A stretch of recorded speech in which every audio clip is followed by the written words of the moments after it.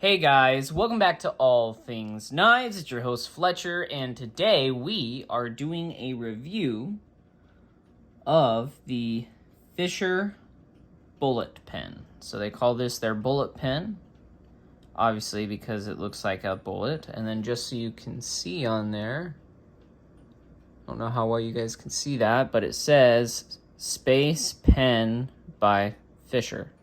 All right, so this uses their pressured cartridges, just so you can see, pulls out like that. You slip this over there, and then you have your writing utensil.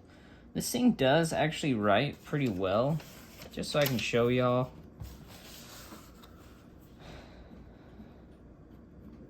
And yes, my handwriting is normally this atrocious. See, it actually writes incredibly well. So, I have not had a problem with the way this guy writes whatsoever. I have carried this for a couple months just to kind of know the position I'm coming from. It does originally ship with the black ink, and because of where I work at a firearms counter, we use blue ink, because on the Form 4473, if you make a non-critical error on a form, you can correct it using blue ink. So I don't often have to use it. In fact, I don't think I've had to use the blue ink to correct a 44 with this guy anyways, and probably been carrying this a couple months, so anyways, but it's more of a contingency. So just in case I do have to correct a form, or need to lend it to a guest to correct a form, I carry blue ink. Okay. This guy normally sits on my shirt, so I wear a polo at work, and I slip it in between the two buttons, and it kind of just hangs on there until I need it, and then I pull it off, pull it out, flip it around, bring it right back to where it needs to be. This thing writes really well, as I demonstrated earlier, and I do like that. The ergonomics are actually pretty decent on it. It does feel decent in hand. I would think that with it being slicker, I would have maybe dropped it more or something like that. Not the case. Really not the case at all. And this actually seals with an O-ring. And so when you do put it back in, it feels pretty solid. It doesn't, there's a slight pop when you pull it out. I'm just going to hold it close to the microphone so you guys can hear. Hold on. Let's see if I can get a straighter pull. It's very slight. It's not going to be like a, right? It's not going to be one of those. It's not going to like pop out. The clip holds actually really well. Pretty stubborn clip.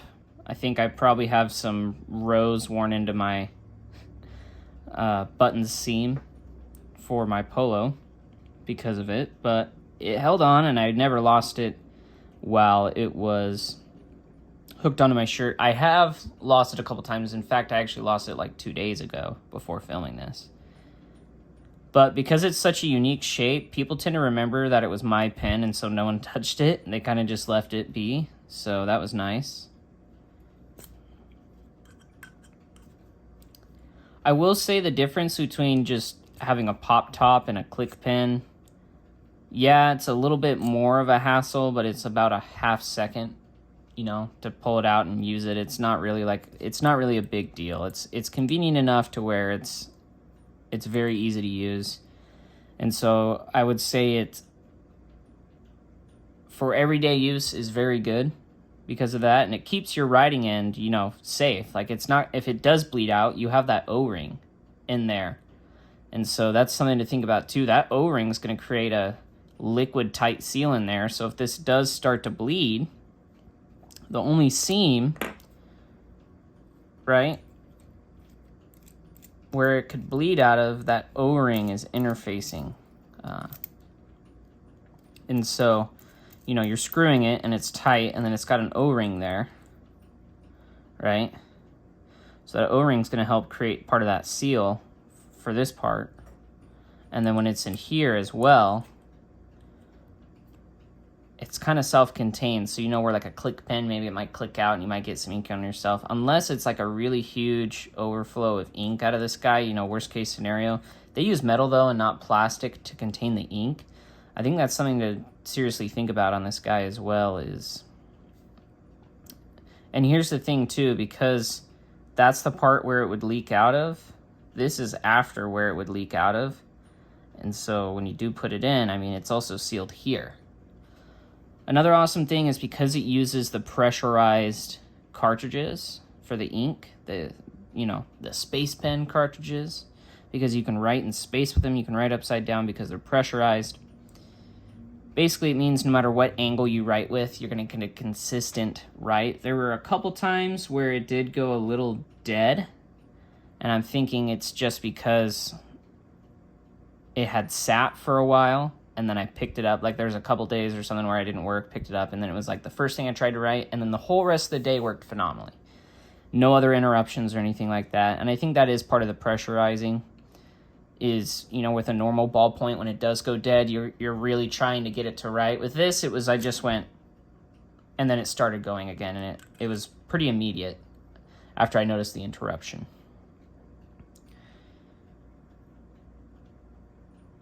Very compact too, so this is something you're trying to tuck away somewhere. Very compact, but because of the way it's designed, you can get the feel and the weight balance of a larger pen while carrying a lighter, smaller pen. And just in case you don't want to, you can always use it like this, like a little pocketbook pen. I think this would be a good little like checkbook pen almost.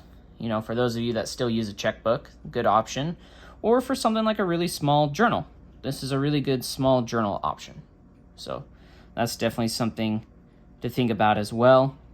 I think this is a good EDC option from Fisher. These are USA made, and this was like $30. So if you're wanting to do like an all USA made EDC and you don't really want to waste the time or the money on like a copper or titanium or even just an aluminum pen, I believe these are brass. They're just brass and they're machined out. But for $30, you can get a USA made product that uses USA made ink. I believe these are made in Nevada. Actually, I think it's Boulder City. Check this out. You can see where it's made because on the refill. Also, changing the refills out on this is super easy. You just have to have the right size. So as long it takes the standard Fisher size refill, which I think is actually a Parker size refill. So I think you can take the standard Parker stuff as well. Boulder City, Nevada. See on there? And you can mail it back and they'll refill it. On some of their black ones, it tells you it's like $6 to have it refilled. A new one's about $7. So if you're into the whole that reduce, reuse, recycle stuff, that's definitely for you. Now, in terms of, the part of the review that you guys are probably wondering, would I recommend this to someone? Yes. Short answer, yes. Long answer is yes, because you get a USA made product for $30 that performs reliably. It's lightweight, it's compact, so it tucks away. The writing with it is phenomenal. You don't have to use the Fisher style in these because I believe it's a Parker style size refill. And so say you have some of like those G2 size or something like that. As long as the refill is the same size as what fits in here, you can use that ink as well, but you're still using a USA made pen. It's just your actual writing part of the pen isn't like the housing is USA made, but you could, use an imported. But it's a great way to basically support US industry and US workers, and you're not spending $100 on a pen. It's $30. So if the price of like a tactile turn, like their cheapest one, I think is like $100, you can buy 3 1/3 of these. So say you lose this, grab your other one, right? You can grab your other one and you're good to go. So, and I would say for $30, fit and finish is fine on these. And this has worn really well. So is the clip. I would have thought I would have seen more wear on like the powder coating, but it's held up really well. So again, for carrying it for a couple months, probably even longer than that, it's performed phenomenally. I'm actually really glad I picked this guy up. I will say I probably like their click pen more, just because that click style is probably more of my style. But I do like that this clip was easier to use than the click one. And they're lighter and they're cheaper than any of the more super high end. And so they're more affordable. So like if you're doing USA made on a budget, honestly, like a budget build with this would be really overpowered. Like you could do a USA made Kershaw or Buck, and then you could have one of these USA made pins, and not a whole lot of USA made watchmakers out there, but you know, say something like, for example, you could do like a USA made handkerchief or something, you know. So if you wanted to do like an all USA made EDC, heck, you could throw in a Leatherman multi-tool in there. There you go. You got a multi-tool, knife, pen. So it is a great way to add another tool to your toolkit that you can carry every day that's very lightweight. And so again, yes, I do recommend this. If you guys have any other questions about this product, just go ahead and shoot them my way. If you have experience with this guy, go ahead and shoot that down in the comments. I'd love to hear, again, any questions as well down in the comments. If you did like this video, go ahead and give it a thumbs up. If you've liked the channel so far and you've seen a couple of my videos, go ahead and hit that subscribe button and that notification bell. That way you're able to see more videos like this and know when they're posted.